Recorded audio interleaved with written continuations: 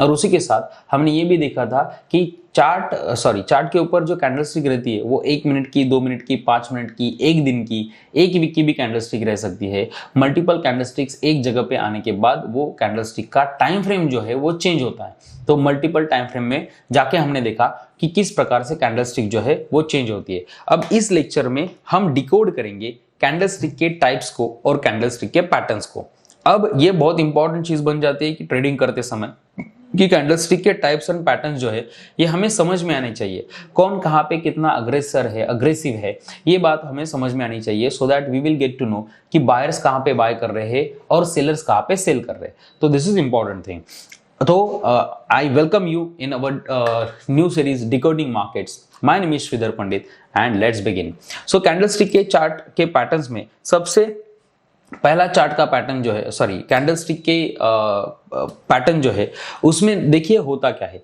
पहला पैटर्न है abandoned baby या फिर इवनिंग स्टार भी बोला जाता है इसको। अब अबैंडन्ड बेबी क्यों बोला जाता है? सबसे पहली चीज तो ये ग्रीन कलर की कैंडल जो है, ये ग्रीन कलर की कैंडल अच्छी खासी बनी है, ये रेड कलर की कैंडल भी अच्छी खासी बनी है, लेकिन इन दोनों कैंडल के ऊपर में एक कैंडल तीसरी छूट जाती है। यहाँ पे उस कैंडल का फॉर्मेशन अगर देखेंगे तो कैंडल का बॉडी कितना पतला है, ओके, और इसके विक्स भी इतने ज्यादा बड़े हैं नहीं।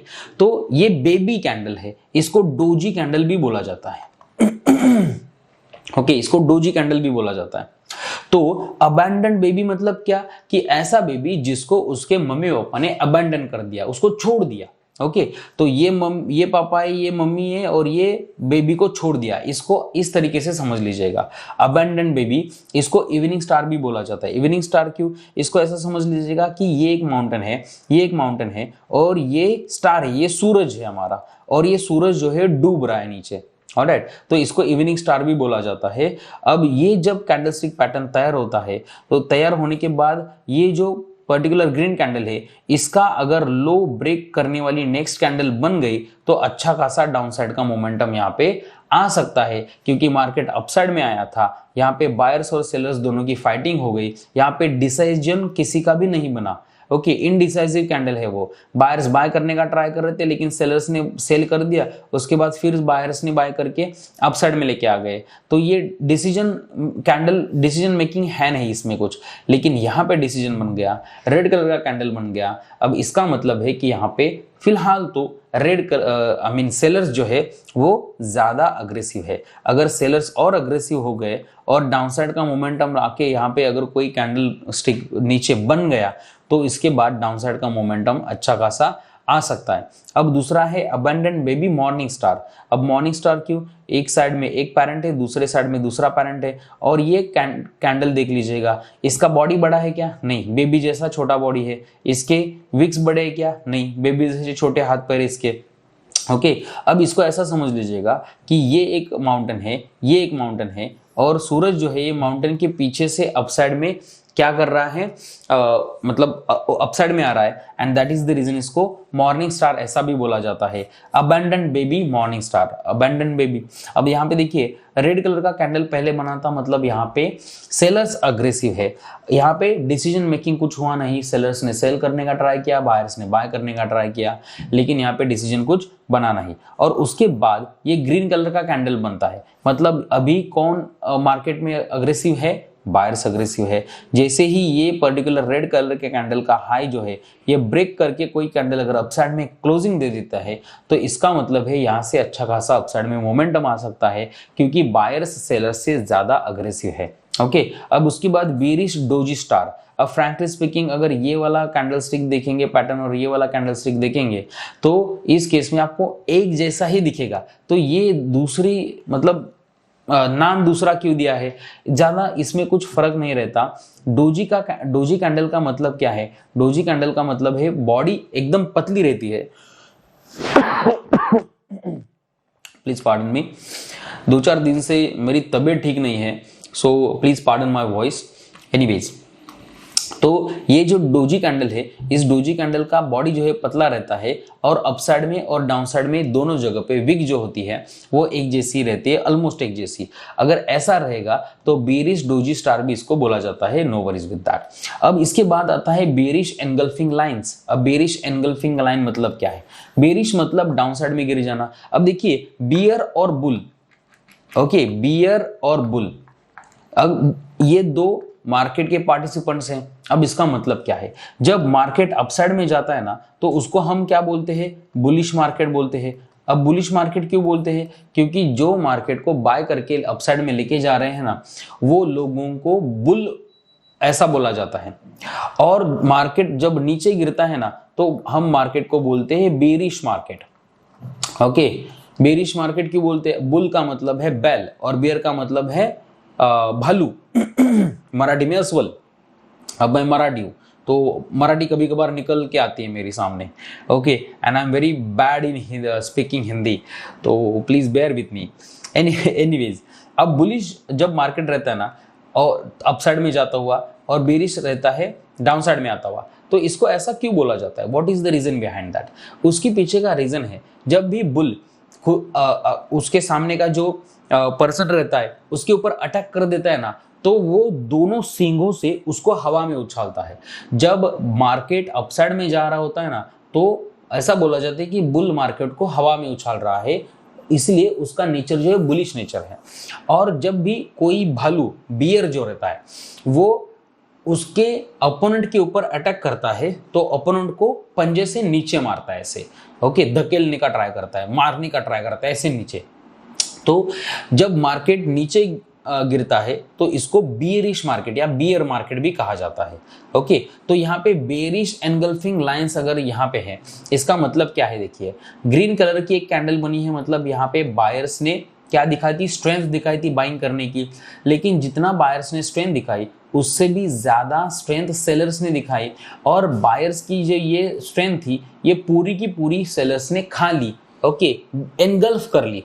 ये जो बायर्स की स्ट्रेंथ थी वो पूरी की पूरी सेलर्स ने खा ली, एनगल्फ कर ली, and that is the reason this is called as bearish engulfing line. अब यहाँ पे इसका लो अगर ब्रेक हो जाएगा तो अच्छा खासा मोमेंटम हम डाउन साइड में एक्सपेक्ट कर सकते हैं, इसको बोला जाता है बेरिश एनगल्फिंग लाइंस। अब इसके बाद बेरिश हरामी। बेरिश हरामी का देखिए यहाँ पे पॉइंट क्या है? ये ग्रीन कलर की कैंडल बनती है और ग्रीन कलर के कैंडल के अंदर, उसके पेट के अंदर एक रेड कलर की कैंडल बनती है। रेड कलर की कैंडल यहाँ पे है इसलिए इसको बेरिश बोला जाता है, और ये कैंडलस्टिक का टाइप है बेरिश हरामी। अब इसके बाद बेरिश हरामी क्रॉस, ओके। अब यहाँ पे देखिए कैंडलस्टिक का बॉडी अच्छा खासा बना है इसलिए बेरिश हरामी नाम दिया। अगर कैंडलस्टिक का बॉडी ही नहीं रहेगा, अगर खाली विक्स रहेंगे, बॉडी पतला रहेगा, तो ये क्रॉस जैसे दिखता है ना, वो क्रिश्चियन लोग करते हैं God bless you my child, वो क्रॉस जैसे दिखता है ये, and that is the reason यहाँ पे बेरिश हरामी क्रॉस इसको बोला जाता है। अब इसमें भी देखिए ये ग्रीन कैंडल का हाई और ग्रीन कैंडल का लो जो है उसके अंदर ही ये दूसरा क्रॉस आ गया है, सही बात है ना, and that is the reason इसको बेरिश हरामी क्रॉस भी कहा जाता है। नाउ फ्रैंकली स्पीकिंग, ये नाम जो है ना ये ज्यादातर यहाँ पे चलते हैं, यूके में चलते हैं, यूएसए में चलते हैं मोस्ट ऑफ टाइम। ऐसा अगर अंदर कैंडल बन जाता है ना तो इंडिया में इसको मोस्ट ऑफ टाइम इनसाइड बार ऐसे कहा जाता है, ओके। ये भी कैंडल बन गया, इसको भी बोला जाएगा इनसाइड बार।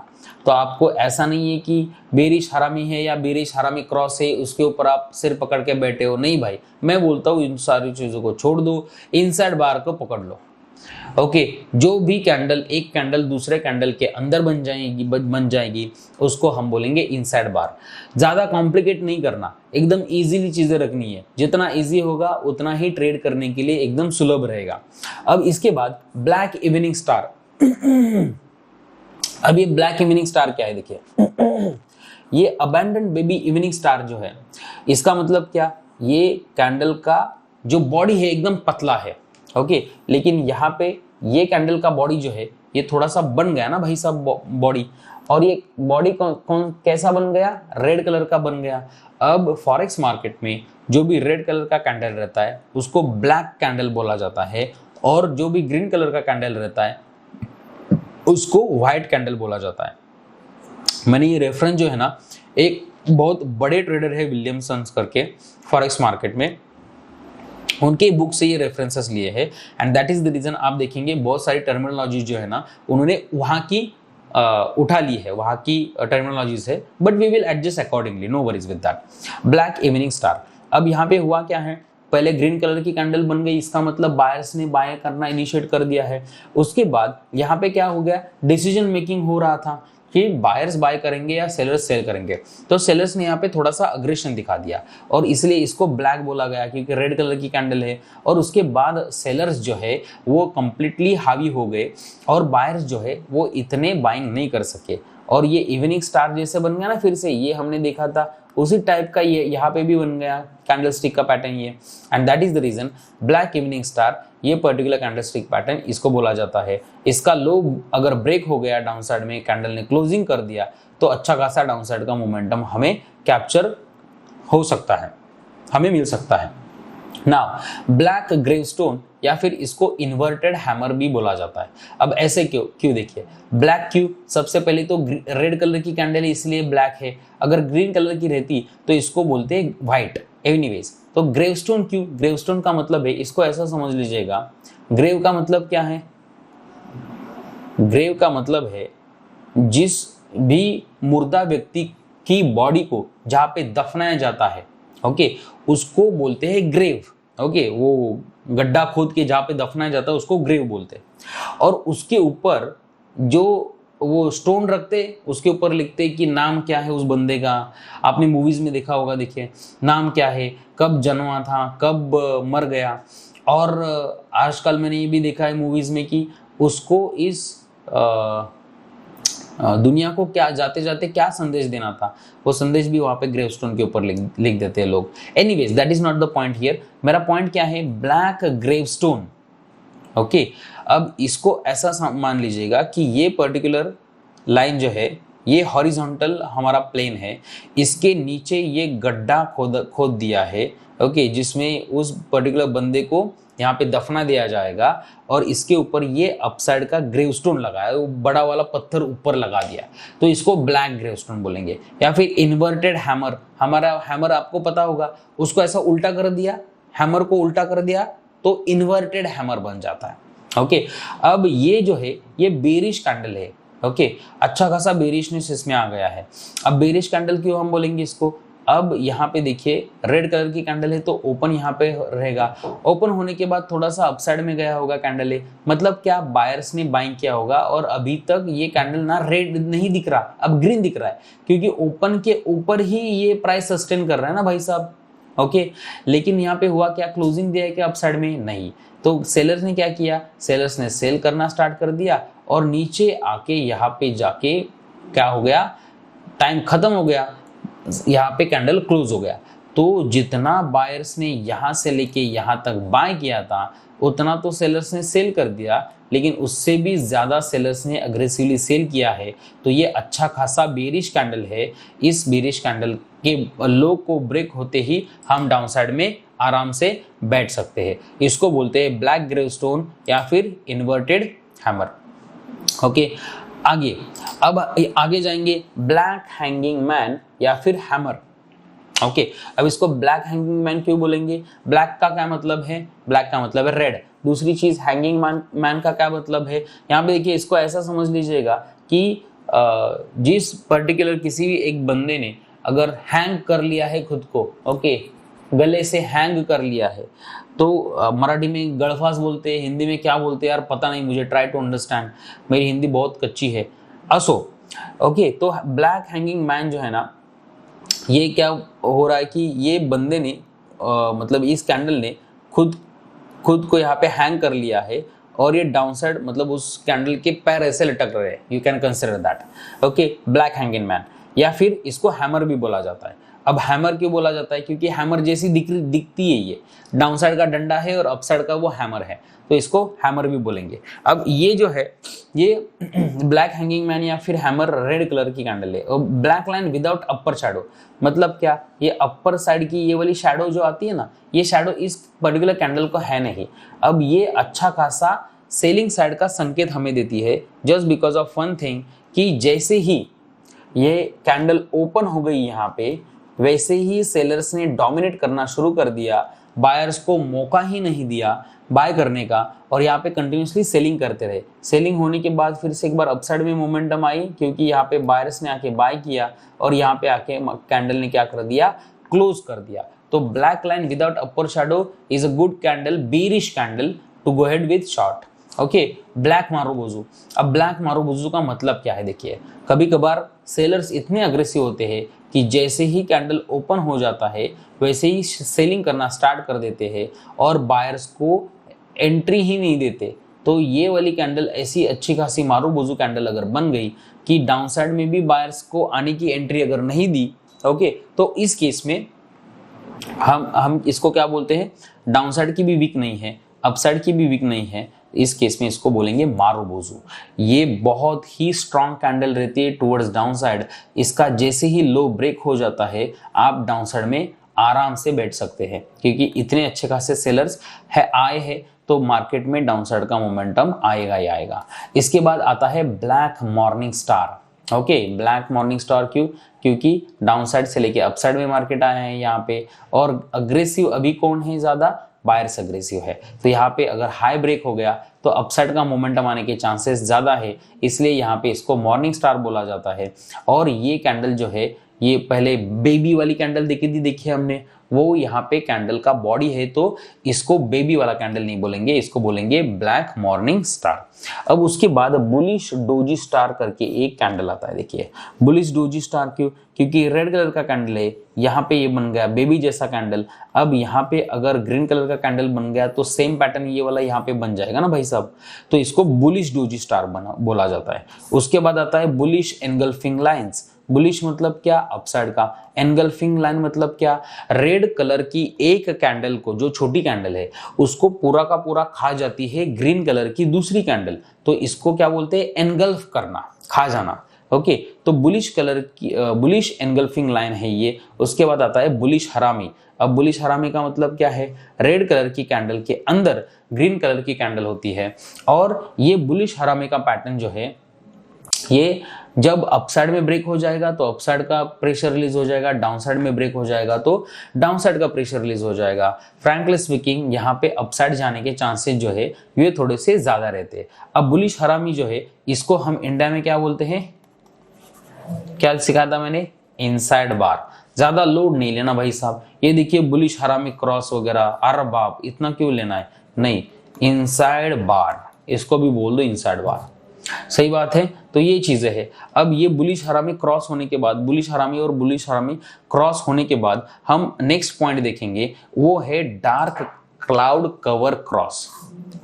ओके, अब ये डार्क क्लाउड कवर क्रॉस जो है ये किस प्रकार से दिखता है, देखिए ग्रीन कलर की कैंडल बन गई, ग्रीन कलर की कैंडल बनने के बाद अपसाइड में दूसरी कैंडल ओपन हो जाती है, और ये अपसाइड में ओपन होने वाली कैंडल फिर से एक बार डाउनसाइड में आके 50% तक पूरा का पूरा ये जो अपसाइड का मोमेंटम आया था ना, वो 50% तक खा लेती है, तो इसको बोलते हैं कवर क्रॉस। अगर यहां से नीचे आके पूरा का पूरा खा लेगी तो क्या हम बोलेंगे इसको, engulfing lines. Okay, bearish engulfing lines. अगर 50% के आसपास अगर खा लेती है बाइंग साइड को तो डार्क क्लाउड कवर क्रॉस। उसके बाद आती है डोजी। डोजी का मतलब क्या है, इस पर्टिकुलर कैंडल को बॉडी ही नहीं है ज्यादा, छोटी सी बॉडी है और विक्स बहुत बड़े हैं, इसको बोलते हैं डोजी। अब इसके बाद आता है डोजी इवनिंग स्टार। ओके, अब इवनिंग स्टार, मॉर्निंग स्टार जो है ना, वो बहुत टाइप के हमने देखे अभी तक, बेबी वाला देखा, ठीक है,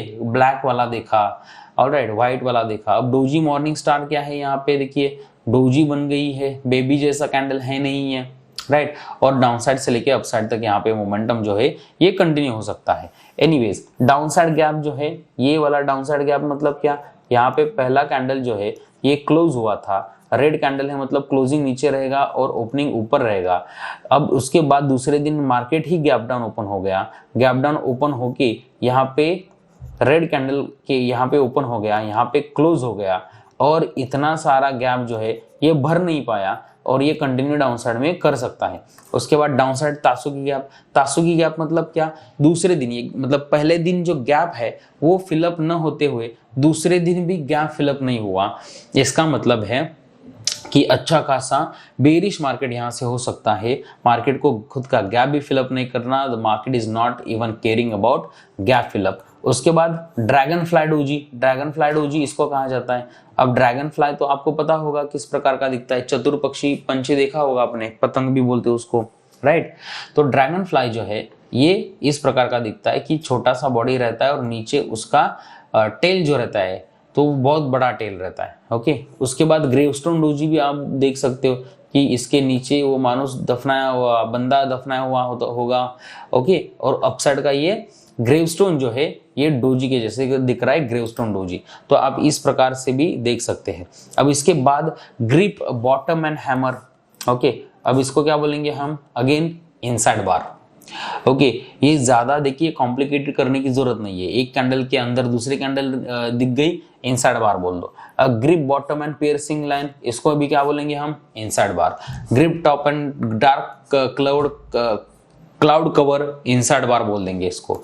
grip top and gravestone, inside bar बोल देंगे। अब इसके बाद आता है ब्लैक लॉन्ग लाइन, मतलब एक अच्छा खासा रेड कलर का कैंडल। लॉन्ग व्हाइट लाइन, एक अच्छा खासा ग्रीन कलर का candle. Piercing lines, piercing line मतलब क्या, जो रेड कलर का कैंडल बना है उसका 50% से भी ज्यादा अगर यहाँ पे अपसाइड का मोमेंटम ग्रीन कलर का कैंडल दे देता है तो इसको बोला जाता है पियर्सिंग करना, ओके। उसके बाद 3 ब्लैक क्रोज, 3 ब्लैक क्रोज मतलब क्या, रेड कलर की छोटी कैंडल, उसके बाद रेड कलर की बड़ी कैंडल, और उसके बाद रेड कलर की बड़ी कैंडल, और इसके बाद अगर मार्केट डाउन साइड में गिर जाता है रेड कलर के इन पर्टिकुलर कैंडल को कंटिन्यू करके, तो अच्छा खासा यहाँ पे डाउन साइड का मोमेंटम आ सकता है। हमने जोमेटो का एग्जाम्पल अभी देखा था, देखिए लास्ट लेक्चर में, उसमें क्या हुआ था, 3 कैंडल्स को, अभी देख लेते ना फिर से एक बार, है ना, यहाँ पे फिर से एक बार वो चीज देख लेते हैं जोमेटो, और हम जाते हैं एक दिन के ऊपर, ओके।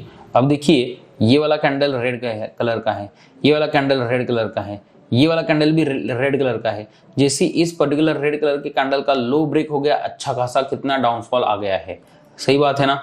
तो यही चीज है भाई साहब कि 3 ब्लैक क्रोज जो है ये अच्छा खासा चलता है। आगे 3 व्हाइट सोल्जर्स, 3 व्हाइट सोल्जर्स मतलब क्या, पहली ग्रीन कलर की कैंडल है, दूसरी भी ग्रीन कलर की कैंडल है, तीसरी भी ग्रीन कलर की कैंडल है। अब यही अगर कंटिन्यू ऐसा ही चलता रहा तो अपसाइड का मार्केट में मोमेंटम बहुत अच्छा आ सकता है।